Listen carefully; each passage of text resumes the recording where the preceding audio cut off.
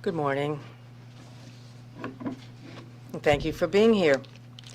I'm joined this afternoon, by Maine Emergency Management Director Pete Rogers, Transportation Commissioner Bruce Van Note, there he is, and Public Safety Commissioner Mike Sawchuk, and General Douglas Farnham.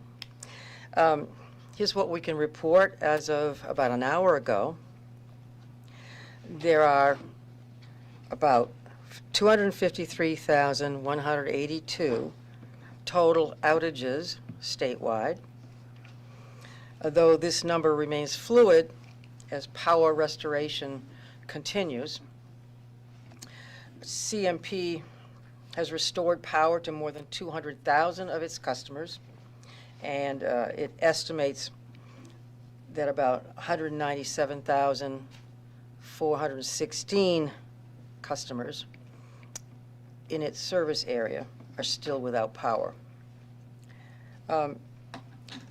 Versant has restored power to more than 40,000 of its customers,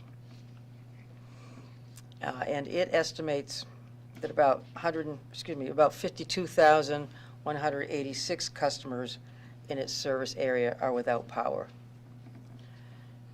May I just take a moment and remind you to please include Ms. Thibodeau in your camera view. Thank you. And Eastern Maine Electric estimates that about 3,580 of its customers are without power. I spoke yesterday with CMP President Joe Purington and Versant President John Flynn, and we talked about the utility's power restoration efforts. Each of them assured me they are drawing down all available resources to restore power in as timely manner as possible. And I have assured them, or offered them, the full weight of Maine state government, wherever possible, to help them accomplish that goal and get everybody's power restored. We had helicopters from the Maine Forest Service conducting general aerial assessments and helping CMP survey damage to the electric grid so that power can be restored more quickly. Even still, the extensive damage, excuse me, I don't know what that is, but the extensive damage caused by the storm means that we're continuing to look at a multi-day power restoration effort. Transportation Commissioner Van Note reported to me that the Maine Department of Transportation continues to assess and repair damage to Maine's roads and bridges as promptly as possible. And as of early this morning, I can report that Maine DOT has reopened more roads and bridges as floodwaters have receded. Right now, there are 68 state road closures, down from nearly 100 yesterday,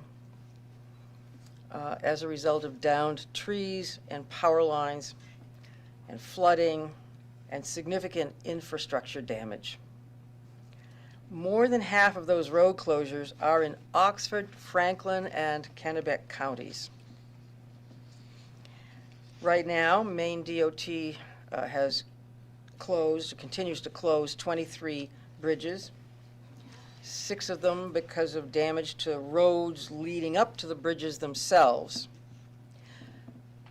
No actual bridges have collapsed due to the floodwaters, although the approaches to some have been badly damaged. As floodwaters recede, Maine DOT will continue to clear roadways of debris and assess damage and conduct repairs. However, flood warnings from the National Weather Service remain in effect in several areas, including the towns along the Kennebec and Androscoggin rivers, which are both experiencing high water levels, and while towns in other areas across Maine are grappling with the aftermath of flooding. I saw this flooding firsthand this morning in Augusta, where I joined Director of Kennebec County Emergency Management to survey damage. We expect water levels to drop in the coming hours and days, but water levels remain high and they continue to pose a risk, a serious risk, in many areas of the state, particularly along the Kennebec and Androscoggin rivers. We will keep monitoring water levels closely, but I can't stress this enough. If you live in any area that is at risk of flooding or that has been hard hit by the storm, please stay off the roads as much as possible and stay away from flooded areas wherever you are, including flooded roadways. A road that you may be very familiar with that is now underwater may have a lot deeper water than you anticipate. We want you to be safe. And we want to allow first responders and restoration crews to be able to get out there and assess the damage and go forward with cleanup and restoration efforts quickly. To support support response and recovery efforts, yesterday I declared a state of civil emergency for 14 counties across the state of Maine: Androscoggin, Aroostook, Franklin, Hancock, Kennebec, Knox, Lincoln, Oxford, Penobscot, Piscataquis, Saginaw, Somerset, Waldo, and Washington counties. Those are the counties hardest hit by this storm, although we're ready to help every county in need, of course. So this declaration of civil emergency formalizes our all-hands-on-deck approach, and it ensures that every state resource is available to towns across Maine that need assistance. And the declaration positions us to seek federal disaster support. In the coming days, Maine Emergency Management will be working with county emergency management people to assess the damage to our infrastructure. The Maine Department of Transportation will also work with the Federal Highway Administration. Rest assured, we will seek any and all federal financial assistance and support to help Maine people recover from this storm.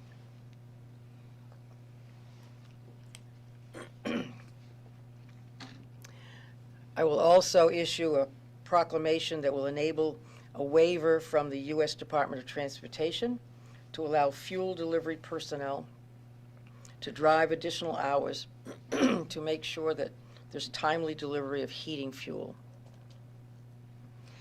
My administration has been and will continue to work around the clock, along with local public safety officials, county emergency management people, and CMP and Versant, to clear debris from roads, to assess and repair the damage caused by floodwaters, and to restore power to Maine people as soon as possible. Meanwhile, Maine DHHS will also be providing information about how SNAP recipients can replace food that's lost because of power outages or because of flooding or other stormwater damage. DHHS has continued to issue WIC benefits for parents, and it's working with water districts to assess public drinking water systems, and they're reaching out to all long-term care facilities to check on the safety of residents and staff. The department will provide more information on these efforts as soon as possible. As first responders and restoration crews work to assess the damage and make repairs, Maine people can do their part by being cautious and vigilant. I urge Maine people who live in hard-hit areas of our state to stay off the roads as much as possible, to stay away from flooded areas, including flooded roadways, and to heed the advice and warnings of your local county emergency officials. All of this will protect your safety and allow crews to move forward with their cleanup more quickly. Look, I understand how frustrating the situation can be and how tempting it may be to get back onto the road and try to continue life as normal. But please do not tempt fate. Going anywhere near downed power lines can be fatal, and driving through flooded roads can be very dangerous. If you need emergency assistance, you should call 911. If you need non-emergency assistance, like where to find a warming shelter or a charging center, call 211 or text your zip code to 898-211. Look, Maine people, we're no strangers to hard times. We've been through a lot lately, the last few years, a pandemic, a turbulent economy, the horrific tragedy in Lewiston, and now this devastating storm, which has claimed the lives of at least 2 people, with 2 others still missing. And it can't be ignored that this storm comes just days before Christmas, a time that's marked by joy and love and kindness. But for many in Maine, that may no longer be the case. People who are dealing with the loss of their homes or vehicles or damage to property. And in the face of these challenges, I'm reminded that we are never asked to carry more than we are able. I know that in Maine, that burden feels heavy right now, but it is not more than we can carry. And I'm reminded of our strength that show in the acts of kindness, of bravery, and compassion. What I have seen in the first responders who risked their own lives to rescue a stranded motorist, the community centers keeping their doors open so families can charge their phones and get warm, the linemen pushing past their own fatigue to bring the lights back on, the unshakable spirit and unbreakable strength of Maine people, the very best of our state. We have challenging days ahead, but we will get through this. Please keep the faith, and please stay safe. Thank you.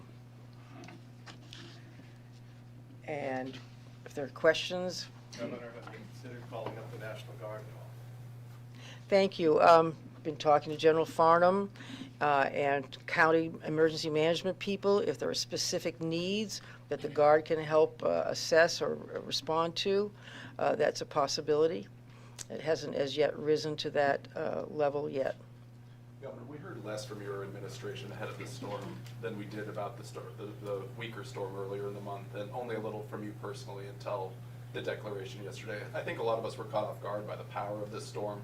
But do you think Mainers should be happy with the state's response here? And is this storm leading you to re-examine pre-storm communication and things like that? That's a lengthy question. But look, we're as good as the weather reports, and we're as good as we prepare for every storm, for every emergency, the same way. And I think Pete will tell you how we prepared for this one. And were people knocked off guard a little bit by the storm the week before that caused people to be more prepared, perhaps? We've seen emergencies before where people ran to the hardware stores and the food stores and stocked up, and then the storm did not appear to amount to as much of an emergency as was predicted. That happens. The reverse can happen too, but we were prepared in the same respect as we're prepared for all emergencies. And maybe Pete can enlighten you about that, what steps you're taking, excuse me. As the governor said, we prepare for storms the same way every time. We start looking a week out when we start to see some sort of a disturbance. We track it through the week. As we get closer and the forecast narrows down, we reach out to National Weather Service. We also receive products from them called decision support briefs.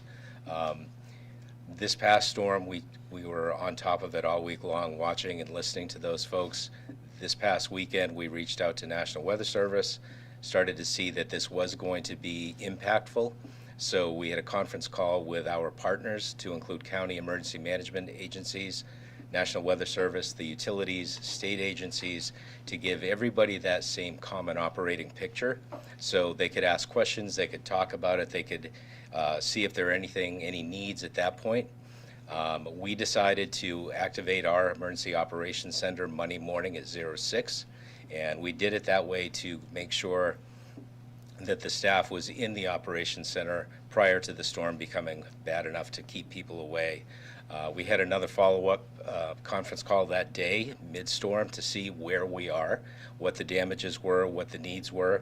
Again, brief outs by National Weather Service, both Caribou and Gray, the utilities, all of those folks. So it's the same process we use every time. So our folks are ready to go. The counties are ready to go. Everybody's on the same sheet of music. Pete, can you just address whether the utilities, were they as prepared for this particular storm as they were, say, for the hurricane that ended up hitting Nova Scotia back in, I think, September? I just remember a lot of staging of out-of-state utility trucks for that storm. I did not see that before this one, and I'm just wondering, do you have a sense from the utilities whether they ramped up and brought in out-of-state crews beforehand, or did those crews come later? I do, Steve. We work with those folks through the weekend to actually facilitate a lot of the different crews coming in.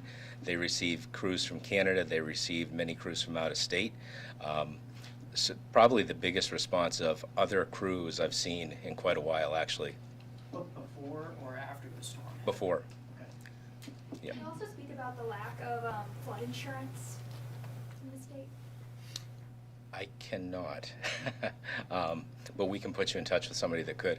What about should we expect stronger storms now and in the future?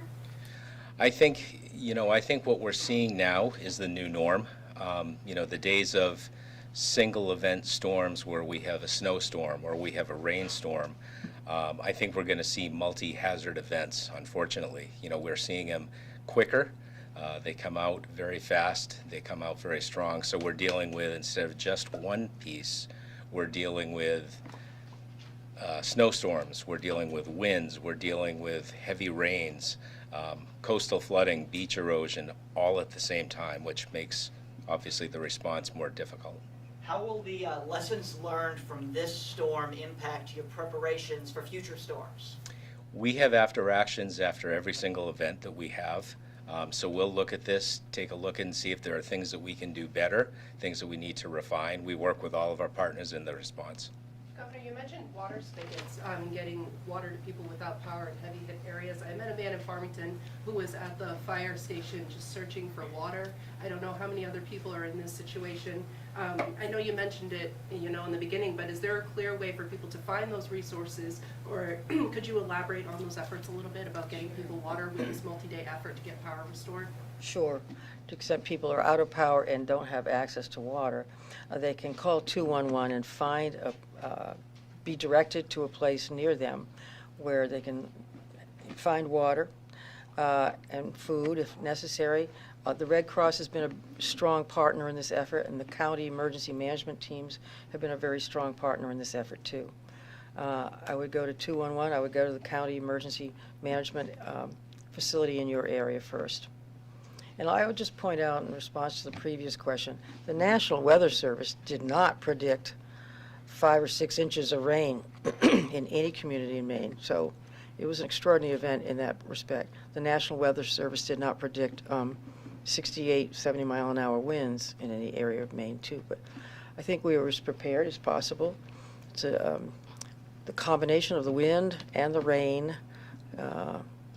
caused this to be a multi-hazard emergency of a different sort than we'd experienced in the past. Governor, you mentioned in your emergency declaration that you'd be seeking all federal funds available. What are some of those that you have sought out so far? Well, we haven't filed paperwork yet. We're still assessing and communicating with the county emergency management people who give us the information about the extent of damage to public infrastructure and the like, and the roads in different areas that we will put together to file with the federal DOT and the FEMA for appropriate sources of federal help. Governor, maybe Peter, you might want to chime in on this too, but how are the utilities doing in your estimation? I think that it's something that a lot of people are out there are thinking about, particularly as many don't have estimates for when power will come back on in their areas. I mean, what's your assessment of how they're doing right now, broadly? Well, from talking with both John Flynn at Versant and Joe Purinton at CMP several times in the last few days, I think they're doing everything they can. I think it's the flooding obviously impeded their efforts to get to places. Assessing what trees were down where, what lines were down where is a much more complicated effort than anybody would have predicted perhaps. But they did have crews on standby, and they've got people coming in from as far away as Ohio to help repair the lines. Monday it was impossible to begin repairing lines. You couldn't get the buckets up to the poles. It would be hazardous to all the linemen, and that's not something we want to see. They can't go up in the buckets when it's 50, 60 mile an hour winds, obviously not. So, and now that more trees have come down Monday and Tuesday, they're doing a good job, I think, assessing what has to be done and getting out there and getting it done. It's going to be a multi-day process. And a safety question maybe for Commissioner Saschuk. There are obviously a number of roads washed out and some water rescues that we've reported and others. Is there enough sort of like signage and communications to people who have to be out there traveling that, you know, this road is flooding out? I mean, even where I live in Brunswick, there was a power line across the road near where I live, but there was no signs to let people know that the road was closed. And I just wonder what kind of coordinated effort is happening to tell people where there might be, you know, danger ahead. Yeah, Bruce might want to respond as well. Sure. Mr. Rhodes. Yeah, we coordinate with locals on all that. Signage was an issue in this storm. I mean, it was so widespread, we actually, in some places, ran out of signs in some things, but we coordinate with others that have them as soon as we can. That's part of the after-action thing that we'll be looking at. I think all the, you know, really dangerous places had signs. Obviously, you prioritize when you do that, but this was a widespread storm that wasn't fully forecast, and so we will adjust. Well, let me just say, if you are driving, if you have to go out and you're anywhere near pooled water or anywhere near floodplain, what you know to be a floodplain, just don't go through it.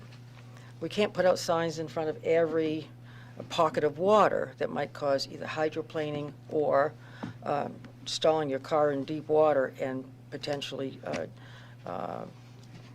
losing power of your car. Time for one more. Governor, Hi. Considering the extent of this storm, will you have a dedicated task effort specifically for this damage, like you've done in some of the other things in the past? I'm sorry, didn't hear the rest of the So question. like you've done for some of the other emergencies in the past, will you have a specific task efforts dedicated to this, consider the damage of this storm? Well, after any storm, we have a sort of not only a debriefing, but an assessment of what the response was and what the damage was totally, and also part of our efforts to obtain federal resources and federal help.